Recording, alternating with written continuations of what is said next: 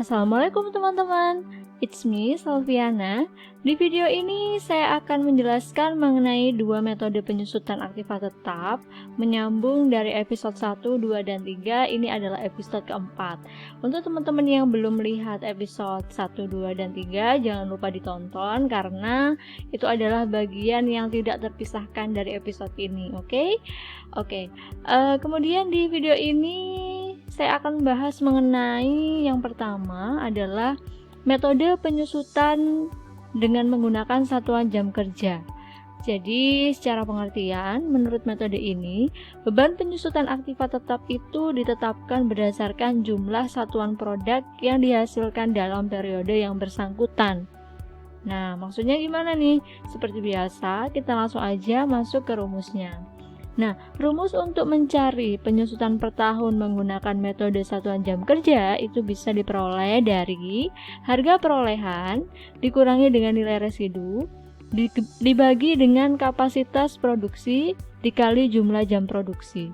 Nah, untuk pengaplikasiannya mudah. Jadi ini ada contoh soal di sini, yaitu pada tanggal 1 Januari 2020 dibeli mesin dengan harga 300 juta dengan nilai residu yaitu sebesar 15 juta. Masa manfaatnya 8 tahun dan kemampuan kapasitas produksi mesin selama 20.000 jam dengan rata-rata jam produksi per tahun sekitar 7.500 jam. Nah, dari contoh soal ini kita langsung bisa aja aplikasikan menggunakan rumus yang di atasnya, yaitu jawabannya penyusutan per tahun sama dengan 300 juta dikurangi 15 juta dibagi dengan kapasitas produksinya berapa dari mesin ini. Di sini ditentukan 20.000 jam.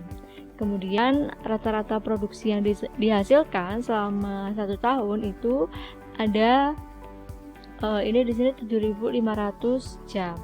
Jadi bisa diketahui bahwasanya penyusutan per tahun jika menggunakan satuan jam kerja itu adalah 106.875.000 rupiah. Jadi ini rumusnya menurut saya simple ya. Jadi nggak yang rumit seperti atau kompleks seperti metode yang sebelum-sebelumnya. Ini jauh lebih mudah seperti itu. Tapi menurut saya metode yang ini dan metode satuan jam kerja dan hasil produksi itu jarang digunakan nantinya. Jadi saya hanya membahasnya sekilas saja. Jadi seperti ya sekedar teman-teman tahu aja sih. Itu cara menghitungnya seperti itu. Nah, kemudian kalau yang tadi menggunakan satuan jam kerja, ini menggunakan metode satuan hasil produksi. Jadi, metode penyusutannya itu ditetapkan berdasarkan jumlah satuan produk yang dihasilkan dalam periode yang bersangkutan. Jadi, bisa diketahui ya kalau misalnya menggunakan dua metode ini itu nilai dari penyusutan setiap periodenya atau setiap tahunnya itu akan berfluktuasi. Jadi sesuai dengan fluktuasi hasil produksi atau jam pemakaian suatu aktiva tetap gitu ya. Nah, kedua metode ini, metode satuan jam produksi dan hasil produksi itu biasanya lebih digunakan untuk menyusutkan aktiva tetap berupa mesin seperti itu. Nah, untuk satuan hasil produksi rumusnya hampir mirip ya dengan jam kerja. Jadi penyusutannya rumusnya seperti ini. Harga perolehan dikurangi nilai residu, kemudian dibagi total unit produksi. Kalau tadi kan total jam kerja ya kan, dikalikan jumlah rata-rata jam kerja per tahun. Nah, kalau yang ini dikalikan jumlah produk per tahun yang dihasilkan. Jadi kurang lebih seperti itu. Nah, untuk lebih pahamnya di sini ada contoh soal, yaitu pada tanggal 1 Januari 2020 dibeli mesin dengan harga 250 juta dengan nilai residu 15.600.000. Masa manfaatnya 8 tahun dan ditaksir akan menghasilkan 80.000 unit dengan rincian sebagai berikut. Jadi ini di tahun pertama menghasilkan 30.000, terus di tahun kedua 20.000, di tahun ketiga 16.000, di tahun keempat 14.000. Nah, untuk ini soalnya sama ya dengan yang sebelumnya itu yang saya jelaskan tadi. Nah, di slide yang sebelumnya itu sama dengan ini. Saya tinggal copy paste saja. Kemudian di sini jawabannya langsung gunakan rumus yang metode satuan hasil produksi. Langsung aja. Ini adalah harga perolehan mesinnya 250 juta dikurangi nilai residunya 15.600.000. Kemudian ini adalah total hasil produksinya ya, perkiraannya ada 80.000.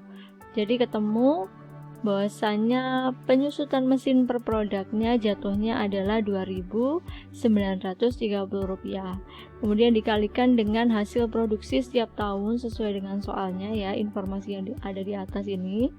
Tahun 2017 menghasilkan berapa? 30.000 produk. Jadi tinggal dikalikan aja. Jadi cara menyusutkannya seperti itu.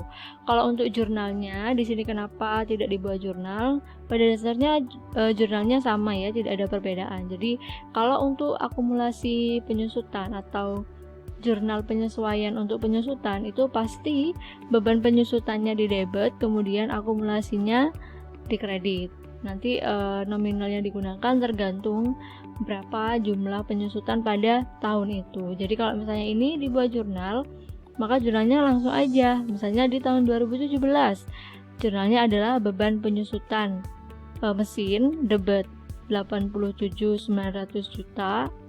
87.900.000 maksud saya, maaf. Kemudian kreditnya adalah akumulasi penyusutan mesin sebesar 87.900.000. Nah, jadi seperti itu. Nah, ini adalah materi terakhir atau episode terakhir yang membahas tentang metode penyusutan aktiva tetap. Apabila teman-teman dari kelima metode itu ada yang masih bingung, ada yang mau ditanyakan, jangan sungkan-sungkan untuk meninggalkan komentar di video saya. Seperti itu ya. Jangan lupa teman-teman like, komen, dan juga subscribe karena akan ada di video berikutnya, yaitu saya akan bahas mengenai masalah pertukaran dan juga penjualan aktiva tetap. Jadi itu materi yang cukup penting dan juga kompleks ya di akuntansi keuangan ini. Jadi jangan lupa untuk subscribe supaya tidak ketinggalan video berikutnya. See you on the next video dan juga keep learning. Wassalamualaikum warahmatullahi wabarakatuh. Terima kasih sudah menonton.